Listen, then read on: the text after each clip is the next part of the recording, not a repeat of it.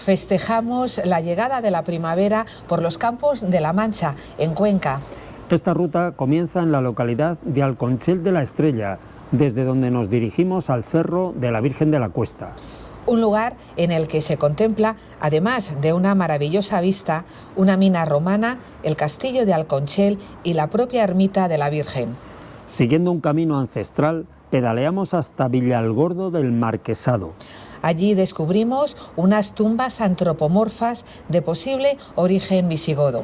Y en los campos arados recogemos trozos de cristal de yeso como el que se exportaba hacia Roma en tiempos del Imperio. Siguiendo nuestra ruta, llegamos a la Almarcha, concretamente al llamado Pozo Bairón, un lugar verdaderamente mágico y misterioso. Por último, finalizamos en el castillo de Garcimuñoz. Un entorno evocador, donde a la caída de la tarde se puede sentir la melancolía de las coplas de Jorge Manrique, al que hemos querido rendir nuestro pequeño homenaje en el Día Mundial de la Poesía. Así que, sin más preámbulos, cogemos las bicicletas, colocamos bien las alforjas, el cronómetro a punto, el casco, los guantes y arrancamos.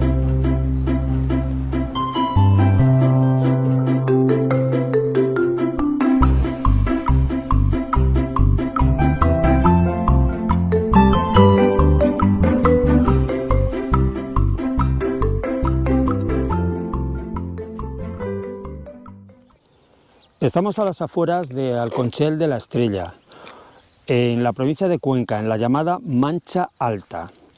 Este pueblo comparte el nombre de Alconchel con otros dos, uno en Extremadura y otro en Aragón.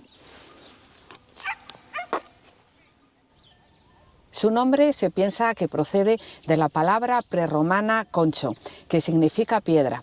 Por tanto, Alconchel vendría a significar algo así como el pedregal. La historia de este pueblo no es cualquier cosa. Empezó hace miles de años en un cerro que está aquí muy cerca, al que nos dirigimos ahora.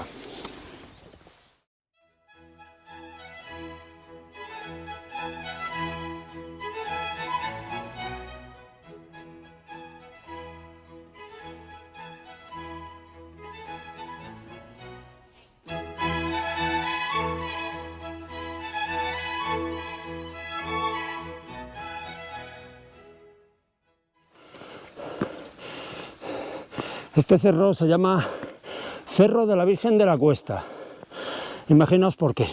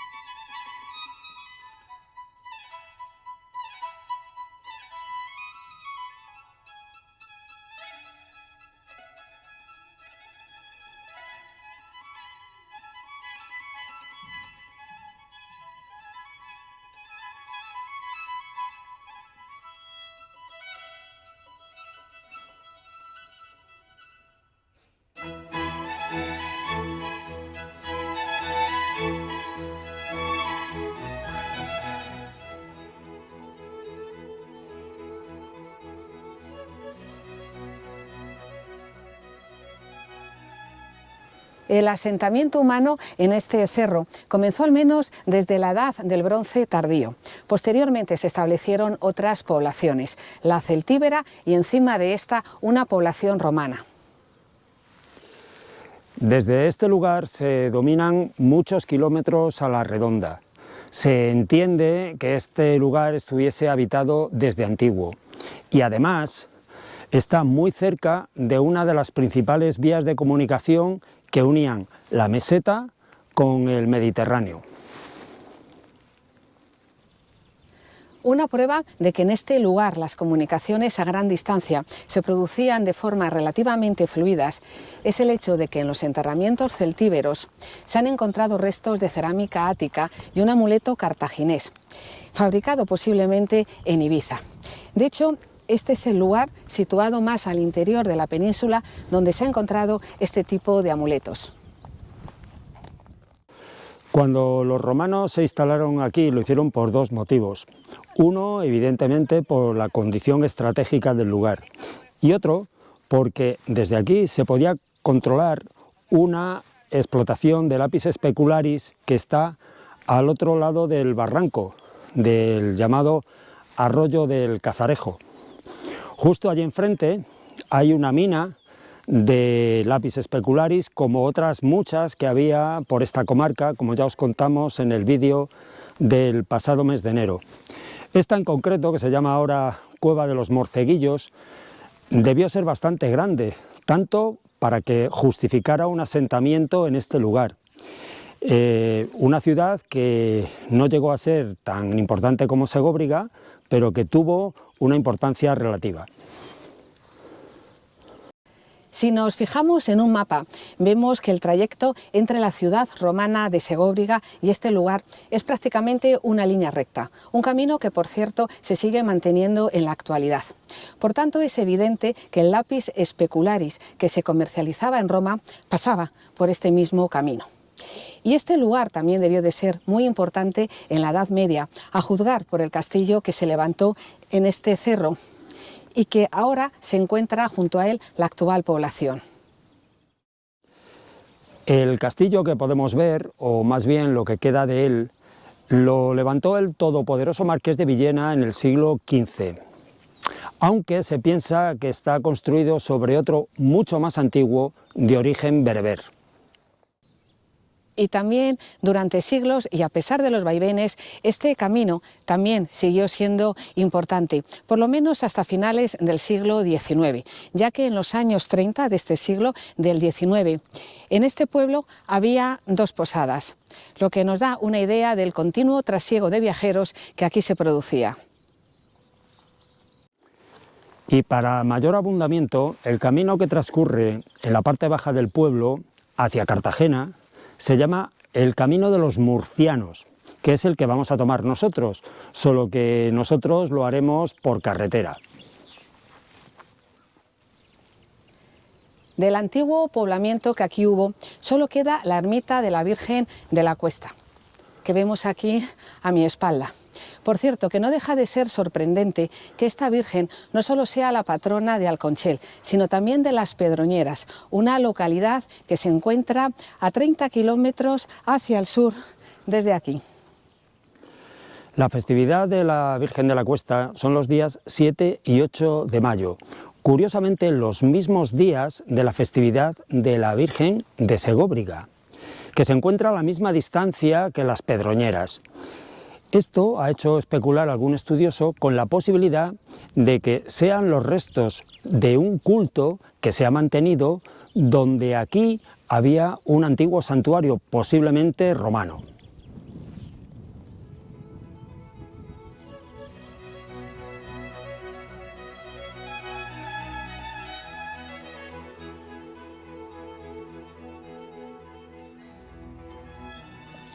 Y ahora ya nos vamos a nuestra siguiente parada en Villalgordo del Marquesado.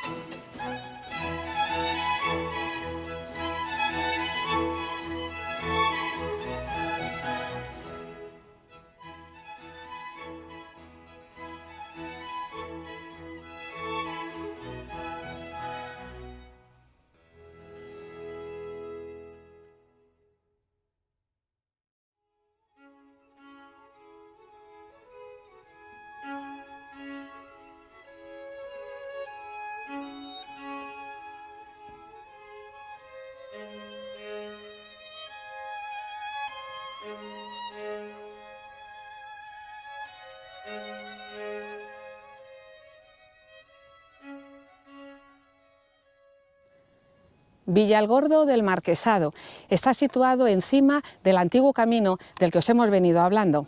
Prueba de ello son estas tumbas antropomorfas, que son conocidas popularmente como tumbas de Mahoma. Aunque vienen anunciadas como tumbas mozárabes, su origen posiblemente es visigodo, ya que entre los visigodos existía la costumbre de hacer este tipo de enterramientos, en lugares próximos a un camino principal y un poco elevado, como el que tenemos aquí. Naturalmente que estas tumbas pertenecieron a personas potentadas, ya que entre la gente sencilla no se podían permitir cosas así.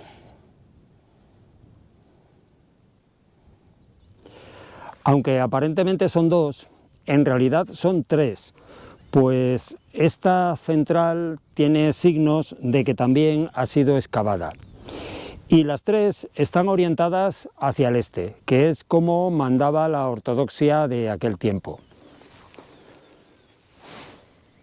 También se ha documentado en las proximidades de aquí la existencia de minas romanas de lapis specularis.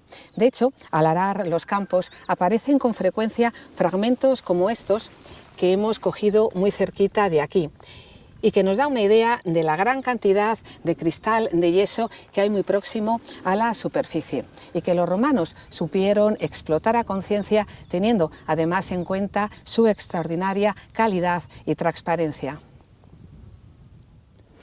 Con fragmentos como estos, que evidentemente no podían exportarse, se fabricaba un yeso de muy alta calidad, que evidentemente también era muy caro.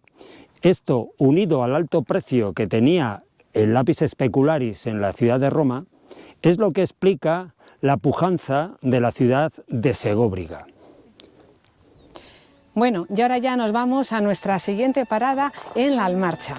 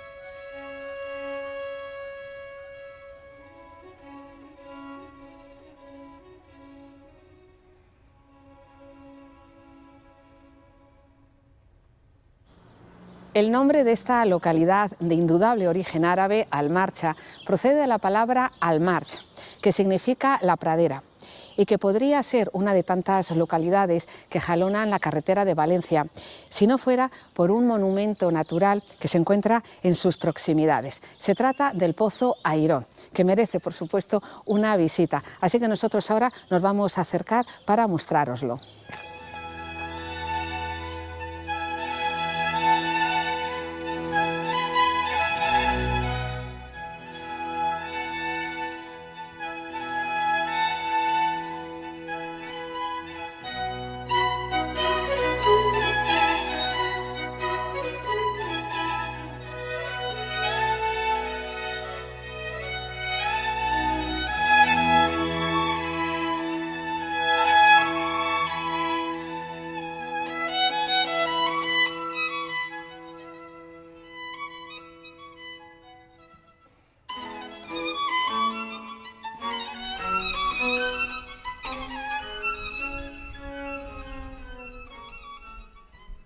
en un vídeo anterior, el del mes de enero, os hablamos de un lugar llamado Fuenterredonda, que está cerca de Uclés.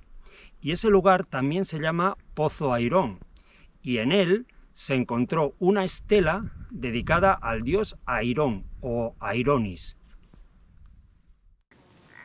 El hecho de que en las cercanías de este lugar se encuentre una ermita dedicada en este caso a San Bartolomé nos da una idea de que para los primitivos celtíberos estas lagunas tenían un carácter mágico. No puede ser casualidad que tanto la laguna de Fuenterredonda como esta tengan el mismo nombre, Pozo Airón, y seguramente que veneraban a la misma deidad. Esta laguna en concreto tenía fama de no tener fondo.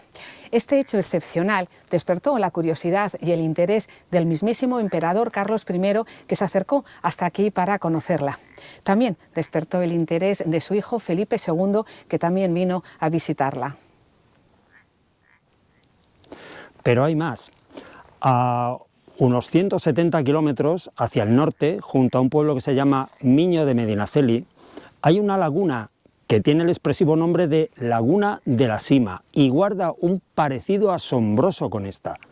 También en esa laguna se debían realizar rituales mágicos porque justo al lado hay una tumba donde se venían haciendo enterramientos rituales, al menos desde el Neolítico.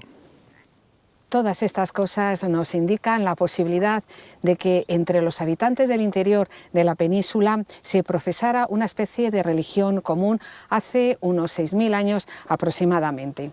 ¿Quién sabe?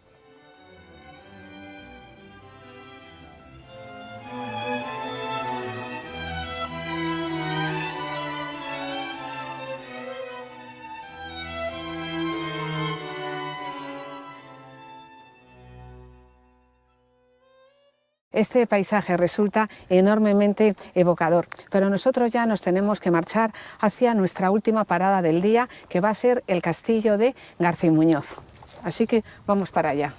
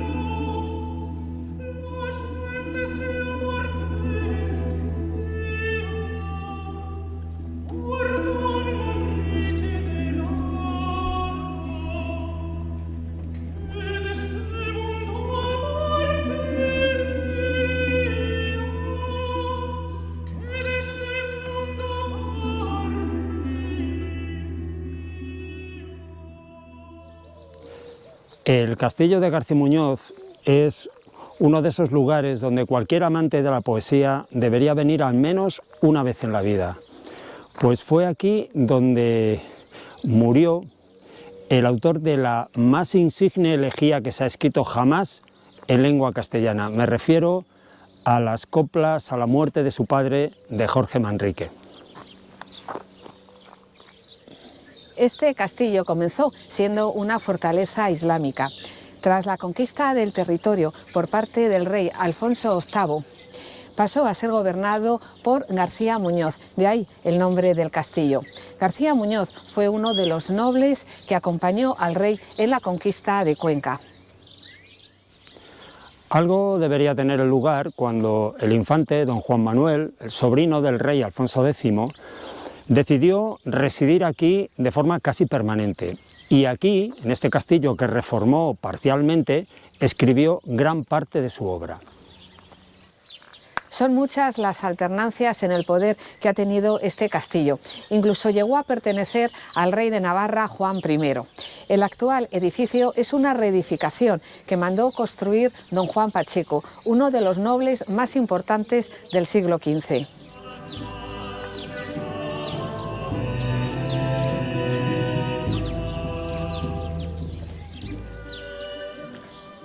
Tanto en los lienzos como en los cubos aparece el típico bocel decorativo muy característico del siglo XV.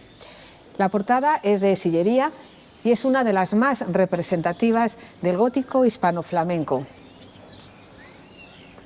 Por cierto, que si queréis ver esta maravillosa portada sin la estructura que ahora mismo está, os ponemos esta foto.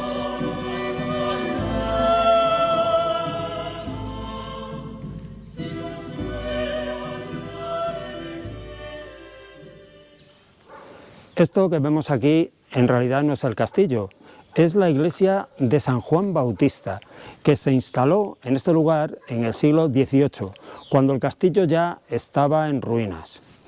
Y el resto del castillo que no ocupó la iglesia se empleó como cementerio. En el último cuarto del siglo XV, un miembro de la familia Pacheco, que eran los propietarios del castillo, se posicionó en contra de la subida al trono de Isabel la Católica. Cuando las fuerzas de Isabel trataron de conquistar el castillo, uno de los que participaba era Jorge Manrique, que recibió una herida mortal a causa de la cual murió poco después. Hay quien opina que fue en el mismo castillo, otros dicen que fue cerca de aquí, en una escaramuza. La cosa es que, una paradoja del destino, poco después de la muerte del poeta se firmó la paz. Y así fue como perdió la vida uno de los más insignes poetas en lengua castellana, un noble de su tiempo, que, como decía Garcilaso, tomaba ora la pluma, ora la espada. Su poesía se apartó de los ambientes cortesanos y eclesiásticos, y por primera vez habló de los sentimientos que cualquier persona, sea rica o pobre, noble o plebeya, puede sentir ante la pérdida de un ser querido. La influencia que su poesía tuvo es inconmensurable, desde los poetas del siglo de oro hasta los más actuales. Incluso Lope de Vega, el gran Lope, que no era precisamente muy dado a repartir elogios, llegó a decir de las coplas de Jorge Manrique que merecían estar escritas con letras de oro.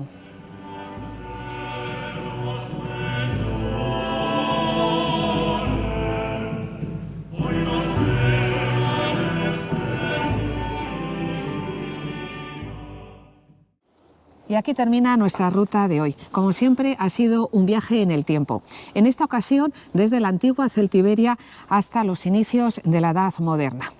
Como estáis viendo en cada uno de nuestros vídeos, en todos los rincones de España hay sitios sorprendentes. Por eso no nos cansamos de aconsejaros y de repetiros que salgáis en cualquier momento, porque merece la pena hacerlo.